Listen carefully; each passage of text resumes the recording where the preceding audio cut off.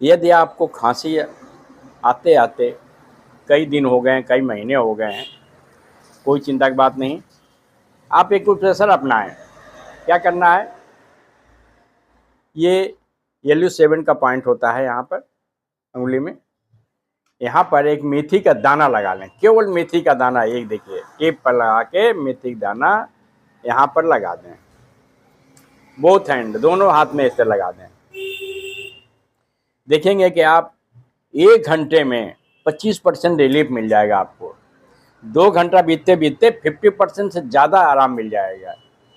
एक गारंटी है कि 3 घंटे में 90% से ज़्यादा आप ठीक हो जाएंगे, खांसी आना बंद हो जाएगी। बहुत अच्छा होता है। साथ में थोड़ा सेफ्टी रखें, ठंडक से बचें, ठंडी चीज़ें ना खाएं। अगर आपको वीडियो अच्छा लगे तो आप हमारे चैनल को सब्सक्राइब करें।